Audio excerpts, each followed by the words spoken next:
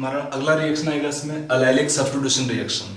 इसमें क्या होता है, इस रिएक्शन में देखिए कंपाउंड आपका प्रोपीन दिया हुआ है, इसका रिएक्शन किया हमने ब्रोमीन से at high temperature around 500 degree Celsius और कैन टेक इन सनलाइट।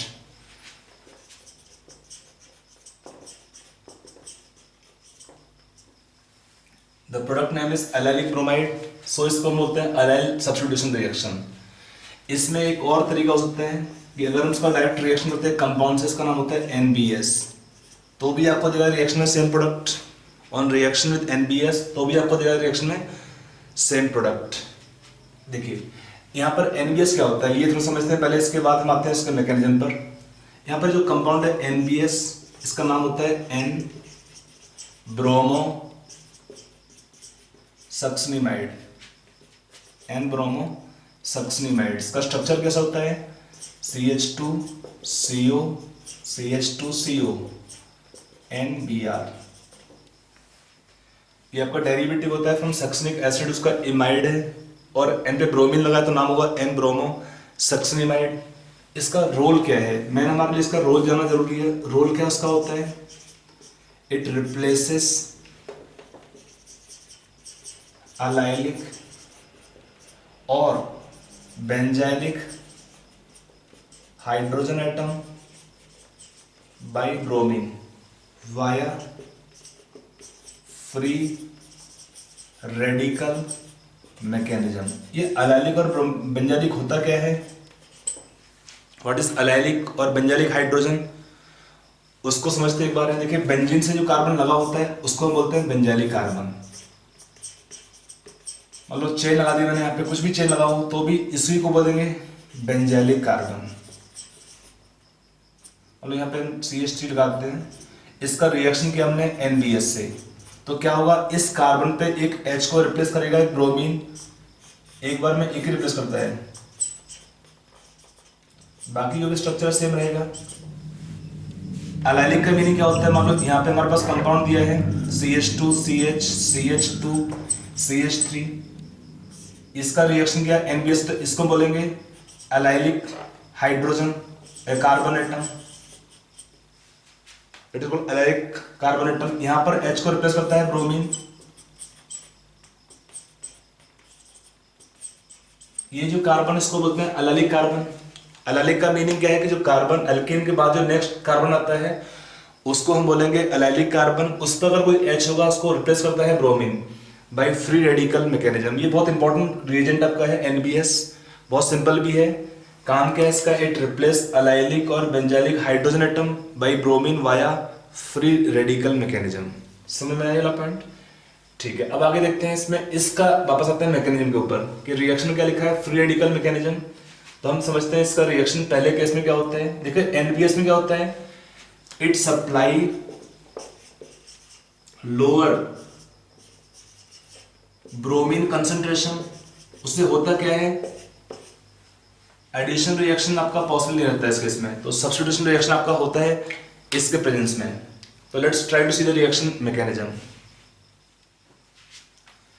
पहले क्या है, ब्रोमीन आपका ब्रेक होगा बाय हीटिंग और sunlight to form Br radicals. और फिर क्या होता है, जो ब्रोमीन का काम क्या है रेडिकल का, ये एक H ले लेगा अलाइलिक पोजीशन से। क्यों लेगा H को, क्योंकि इस केस में जो अलाइलिक रेडिकल बनेगा उसका स्टेबिलिटी अधिक होता है बाय रेजोनेंस। तो पहले हमने H निकाल कर बनेगा इस केस में HBr plus allylic radical. In the reaction this allylic radical become intermediate, और फिर इसमें क्या होगा, रेजोनेंस हो जाएगा। By resonance we get two equivalent structures, by resonance we get two equivalent structures. अब क्या है, एलाइलिक में क्या होगा, रेजोनेंस हुआ, ऐसे पाई बॉन्ड का शिफ्टिंग करेंगे आप, वापस आने पे हमारा फिर से आएगा स्ट्रक्चर सेम। अब क्या है, ब्रोमीन का एडिशन हो सकता है इस पोजीशन पर हो, या दो प्रोडक्ट पॉसिबल हो सकते हैं। मान लो अगर लिखता मैं यहाँ पे C14 क्या है, कार्बन का रेडियो एक्टिव आइसोटोप है।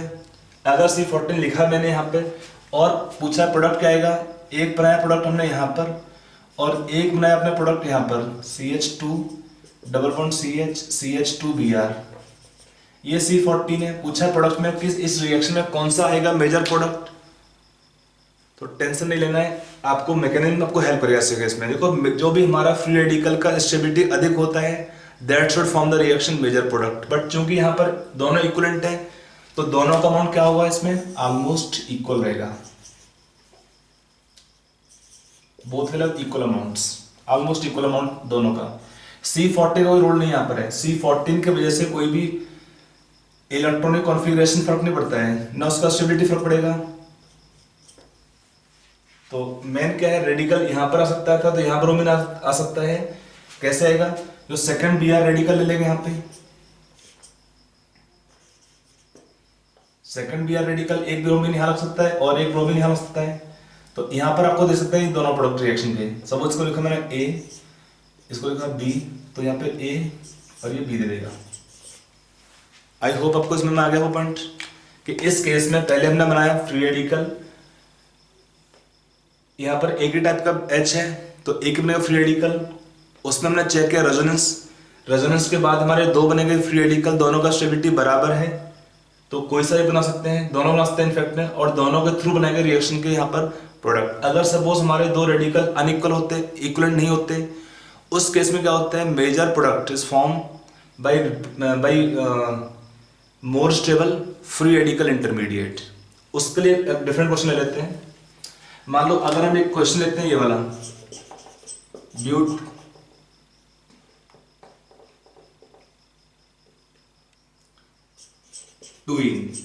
इसका हमने रिएक्शन किया इस केस में NBS से रिएक्शन किया, तो इस केस में प्रोडक्ट क्या आएगा रिएक्शन के अंदर, देखिए इस केस में रिएक्शन में प्रोडक्ट क्या बनेगा, CH3 है। तो यहां पर हमारे प्रोडक्ट बनाने के पहले आपको बेटर होगा, we can try to see the mechanism. इस केस में क्या होगा, पहले हमारा जो Br रेडिकल है एक H रहेगा यहाँ से या यहाँ से, दोनों इक्विवेलेंट है तो एक ले निकाल दिया हमने, तो क्या आएगा CH2 रेडिकल माइनस HBr करने के बाद CH2 radical CH double bond CH3, इसमें रेजोनेंस हो जाएगा रेडिकल के अंदर। तो क्या हुआ, रेजोनेंस की वजह से यहां पर आएगा पाई बॉन्ड, यहां पर एक हुआ रेडिकल और यहां पे CH3। आपने यहां से करने पे भी सेम बनता। तो इस केस में हमारे दो प्रोडक्ट पॉसिबल हो सकते हैं, एक ब्रोमीन आएगा इस पोजीशन पर CH डबल बॉन्ड CH3, और सेकंड आएगा आपका यहां से प्रोडक्ट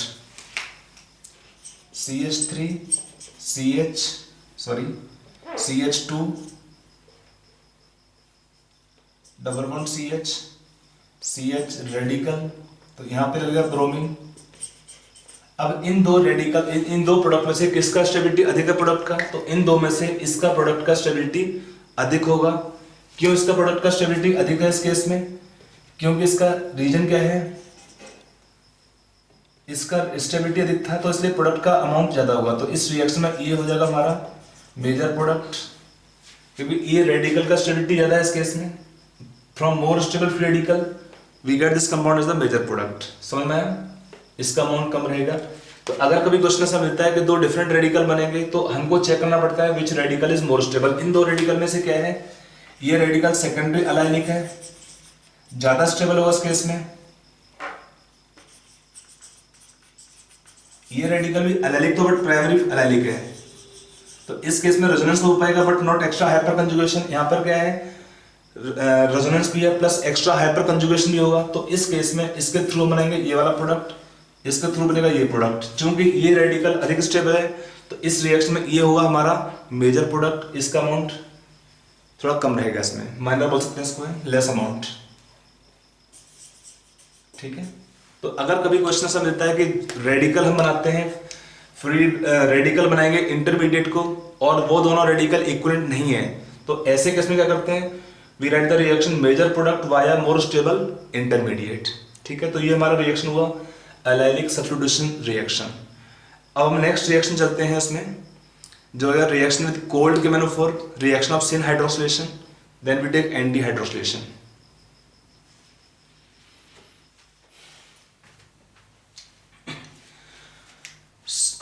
हेलो स्टूडेंट्स, तो हमारा अगला रिएक्शन आएगा इसके अंदर सिन हाइड्रोक्सिलेशन।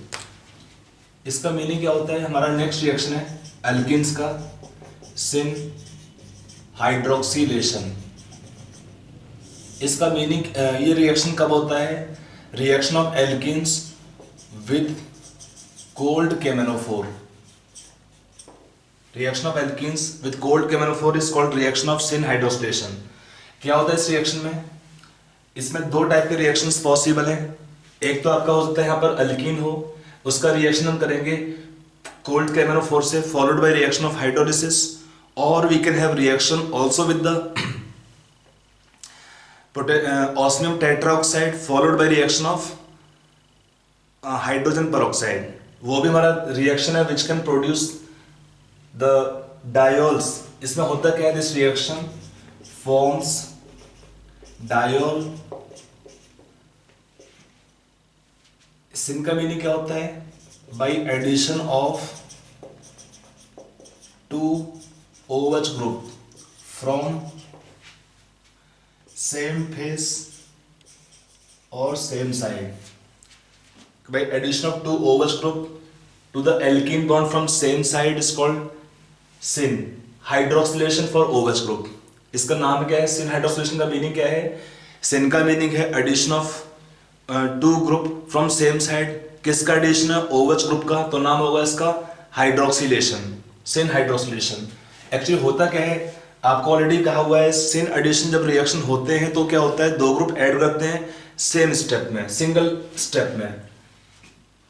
इस केस में अगर हम रिएक्शन देखते हैं, मान लो हमारे पास अल्कीन दिया हुआ है, इसका रिएक्शन किया हमने with cold KMnO four, we take normally dilute solution of KMnO four followed by reaction of electron hydrolysis. तो आपको प्रोडक्ट देगा इस रिएक्शन में नेट एडिशन होगा टू OH ग्रुप का सेम साइड से, प्लस रिएक्शन करना है by product MnO2।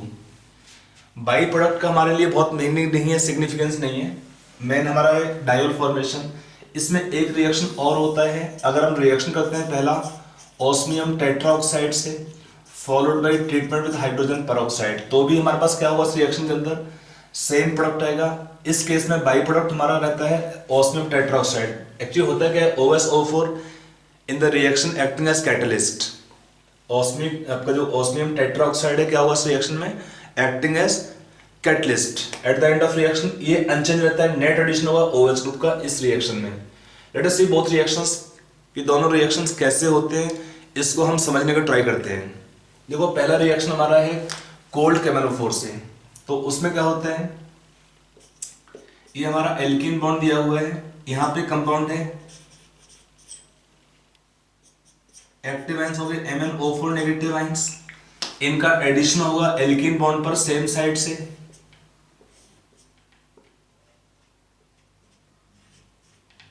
Shifting of pi bond होगा उसके बाद। तो ये सारे स्टेप कैसे होते हैं, all the steps will be here consulted simultaneous.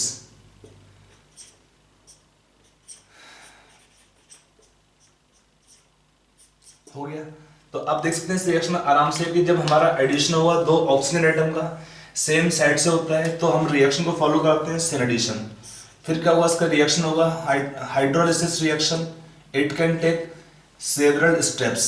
तो क्या हुआ, नेट रिएक्शन में हमारा यहाँ से बॉन्ड ब्रेक होता है, H आएगा आपका मीडियम से इस O के पास, तो नेट प्रोडक्ट आएगा हमारा डायोल। कैसा डायोल है, विसिनल डायोल। ये होगा formation of vicinal diol, short मतलब विस्क डायोल, या complete name is vicinal diol. तो आपका सब रिएक्शन सामने क्लियर है कि प्रोडक्ट सिन एडिशन क्यों होता है, क्योंकि दोनों ही O ऐड होंगे एल्कीन बॉन्ड पर सेम साइड में साइमल्टेनियसली, इसलिए रिएक्शन फॉलो करता है इस केस में सिन एडिशन। इसमें एक रिएक्शन हमारा ये भी था, अगर हम करते हैं ऑस्मियम टेट्राऑक्साइड से, तो वहां पर भी सेम टाइप का रिएक्शन होगा। ये हमारा कंपाउंड है ऑस्मियम टेट्राऑक्साइड, तो इसमें भी अगर हम ऐड करते हैं तो क्या होगा, सेम टाइप का एडिशन रहेगा।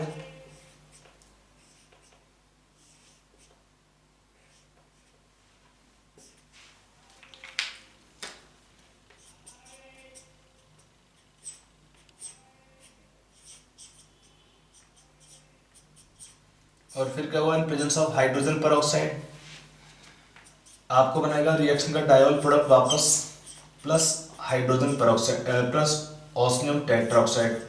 तो आप देख सकते हैं इस रिएक्शन में osmium tetroxide in the reaction is acting as catalyst. तो आपको ये बनेगा प्रोडक्ट में डायोल फॉर्मेशन हुआ इस रिएक्शन की हेल्प से, ठीक है। तो ये वो हमारा रिएक्शन ऑफ सिन हाइड्रोक्सिलेशन।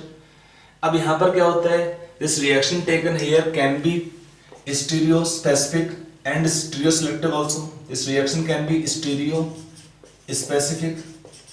अगर हमारा एल्कीन है which can show geometrical isomerism and then reaction also will be automatically stereo selective. This reaction taken here will be stereo specific and stereo selective. कैसे होता है, अगर हमारे पास एल्कीन होगा सिस और ट्रांस तो they can give in the reaction different products. कैसे होते हैं इसको हम समझने का ट्राई करते हैं। देखिए अगर हमारे पास यहाँ पे एल्कीन दिया है सिस 2 ब्यूटीन,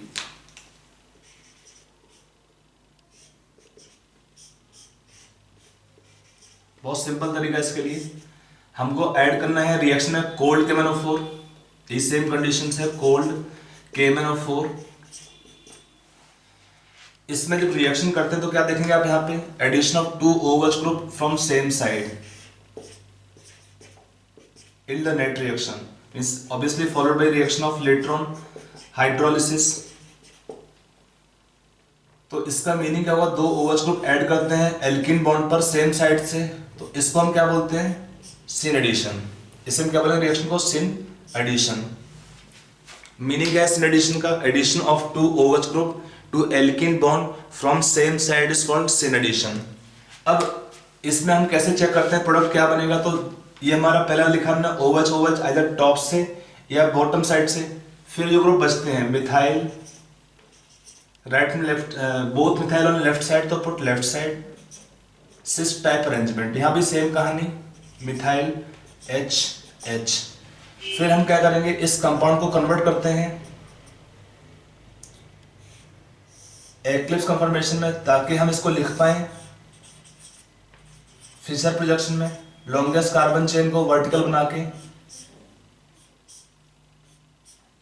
एक्चुअली ये हम इसलिए कर रहे हैं ताकि हमें 2 प्रोडक्ट मिलेंगे जिसमें क्या आना चाहिए हमारे पास, we should have 2 product with longest carbon chain vertical in the Fisher projection।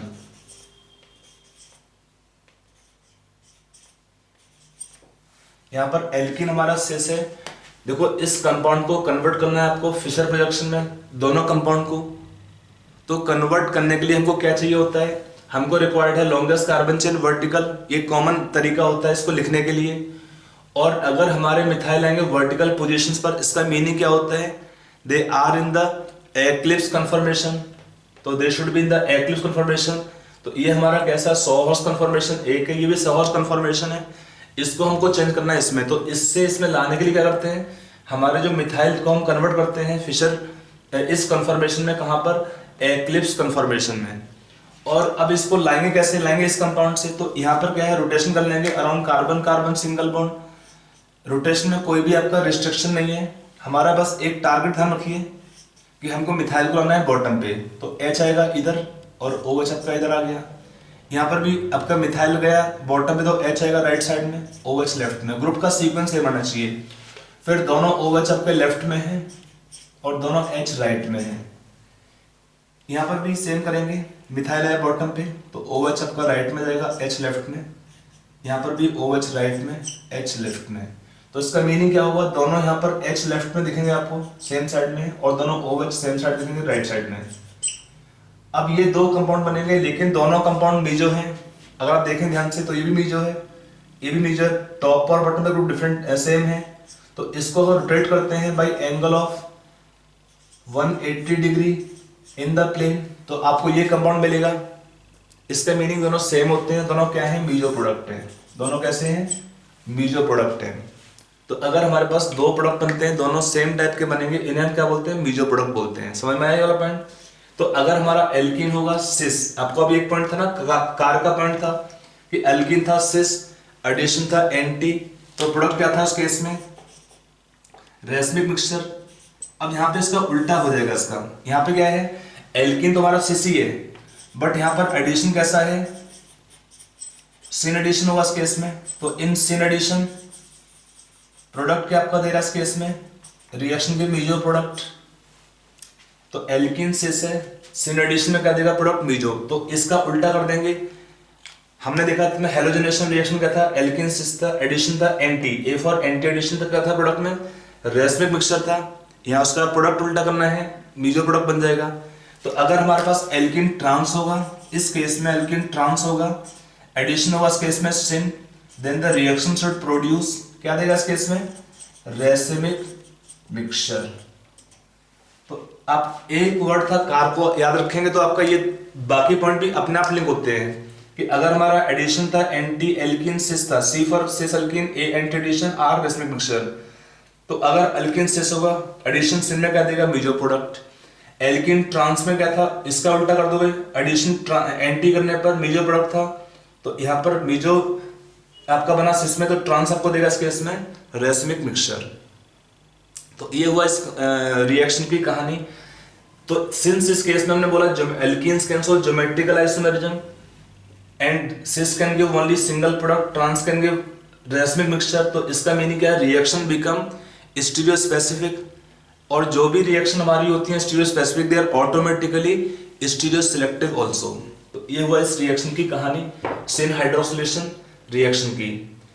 अब एक इसका इस रिएक्शन में ये सिन लिखा है हमने, सिन हाइड्रोक्सिलेशन, जो सोल्यूशन लिखा है पोटेशियम परमैंगनेट का cold solution, when you take 1% solution of alkaline potassium permanganate, तो वो उसको हम बोलते हैं बेयर्स रिएजेंट। एक्चुअली टेस्ट हमारा करते हैं एल्कीन्स के लिए, उसमें ये काम में आता है, एल्कीन एल्काइन दोनों के लिए। क्या काम आता है इसको देखते हैं एक बार।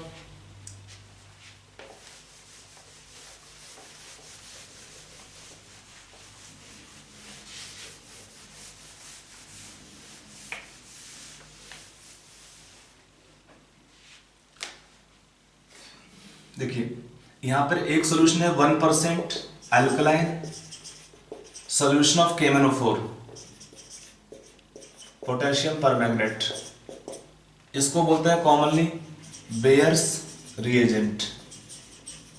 बेयर्स रिएजेंट एक हुआ बेयर्स रिएजेंट, एक होता है ब्रोमीन इन CCl4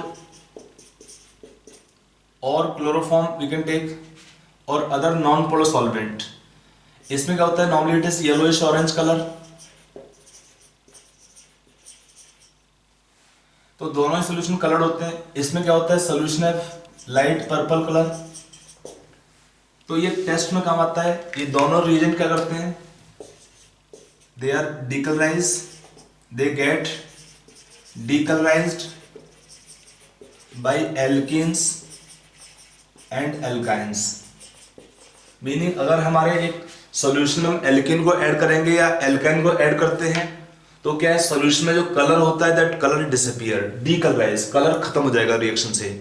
क्यों खत्म होता है, बिकॉज जो एल्कीन एल्काइंस हैं they undergo addition reaction, alkenes alkynes undergo addition reaction with the given reagent. Bromine add में क्या बनता था, दे फॉर्म विस्नल डाइब्रोमाइड, यहाँ पे क्या देगा, विस्नल डायल फॉर्मेशन। तो ये कॉमन टेस्ट है एल्कीन्स का भी अल्काइंस का भी। इसको हम बोलते हैं test of unsaturation, test of unsaturation. जैसे क्वेश्चन मिलता है एग्जाम के अंदर है, how can you distinguish butane and butene और ब्यूटाइन। तो सिंपल रिएक्शन है to distinguish alkenes with alkanes और एल्केन्स एंड एल्काइंस। कॉमन तरीका क्या होता है, आप इसको डाल देंगे सोल्यूशन में, हम क्या बोलेंगे, ब्यूटीन, आइदर ब्यूटीन और butyne, they will decolourise both the solutions, but butane give no reaction, will not decolourise the given solutions. क्यों, क्योंकि एल्कीन अल्काइन क्या होते हैं, दीज कंपाउंड आर अनसैचुरेटेड, इनमें पाई बॉन्ड होते हैं। तो क्या होता है, दे फेवर एडिशन रिएक्शन। तो यहाँ पर दोनों कंपाउंड का क्या होगा, इस रिएक्शन में एडिशन हो जाता है, और उस एडिशन रिएक्शन की वजह से क्या होता है, सोल्यूशन में कलर जो है डिसअपीयर हो जाता है। उस कलर का डिकलराइजेशन को ही हम बोलते हैं यहाँ पर टेस्ट ऑफ अनसैचुरेशन। कौन कौन देता है, एल्कीन्स एंड एल्काइंस, इनका ये टेस्ट है, टेस्ट ऑफ अनसैचुरेशन। समझ में आ गया। तो ये हुआ हमारा एक रिएक्शन। अब हमारा एक होता है इसका रिएक्शन का उल्टा होता है, बोलते हैं एंटी हाइड्रोक्सिलेशन, उसको समझते हैं। हमारा नेक्स्ट रिएक्शन आएगा इसमें एंटी हाइड्रोक्सिलेशन। इसका मीनिंग क्या होता है एंटी हाइड्रोक्सिलेशन का? देखिए इसका मीनिंग होता है एल्कीन्स के साथ ही रिएक्शन है फॉर्म्स डायोल्स। यहां भी डायोल्स कैसे होते हैं? Vicinal diols. डायोल्स कैसे होंगे इस केस में भी? It forms vicinal diols, vicinal diols by addition of two OH group from opposite sides. तो नाम होता है एंटी हाइड्रोक्सिलेशन। बनता कैसे है? On reaction with peracids followed by reaction of hydrolysis, followed by reaction of hydrolysis. Actually reaction कैसे होता है इसको हम समझने का ट्राई करते हैं। एक बार फिर से देखिए, इसमें हमने लिखा है पर एसिड्स, तो क्या इसका मीनिंग क्या होता है पर एसिड का? We can take some compound called as peracids और परऑक्सी एसिड्स। एक ही बात है, परऑक्सी एसिड्स। इसका मीनिंग क्या होता है? They contain pi bonds, sorry they contain peroxide bond, so name is peracids. इसमें कॉमन एग्जांपल क्या हो सकता है? We can take CH3 CO3H। We can write structure wise CH3 CO3H को CH3 COOH। इसका नाम क्या होगा? पर एसिटिक एसिड। अगर हमारे पास है लेट्स से HCO3H, इसका नाम क्या होगा? पर फॉर्मिक एसिड। अगर बेंजीन लिखते हैं तो क्या होगा? नाम इसका हो जाएगा पर बेंजोइक एसिड। सिंपली आपका नाम क्या है कंपाउंड का? बेंजोइक एसिड नाम था इसमें, उसमें हम एक ऐड कर देंगे प्रीफिक्स पर। इसका नाम क्या हो जाएगा? पर बेंजोइक एसिड। और अगर हम लिखते हैं बहुत कॉमन कंपाउंड है ये वाला COOH, it is MCPBA।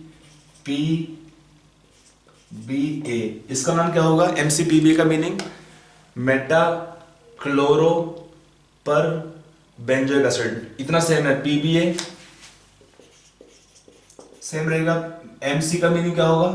M का मीनिंग मेटा, C का मीनिंग क्लोरो। मेटा पोजीशन में क्लोरीन लगा हुआ है तो इसका नाम होता है मेटा क्लोरो पर बेंजोइक एसिड। इसका नाम है पर benzoic acid.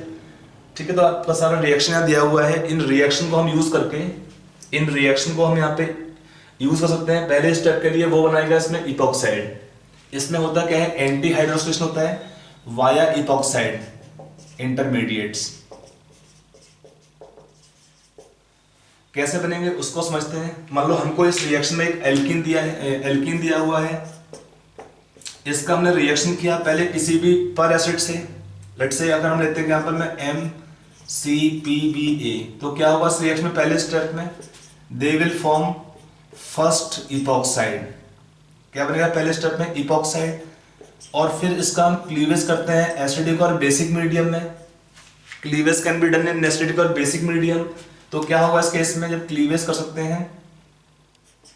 Anyone can be taken, acidic और बेसिक मीडियम।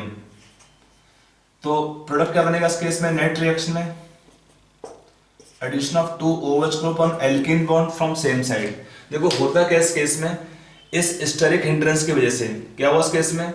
ये जो ऑक्सीजन लगा हुआ है ब्रिज पोजीशन पर, ये क्या करता है? It cause steric hindrance. तो होता कैसे? इस वजह से क्या attack from same side is not possible of the group. इसका मीनिंग क्या? Addition of two OH group from same side is not possible.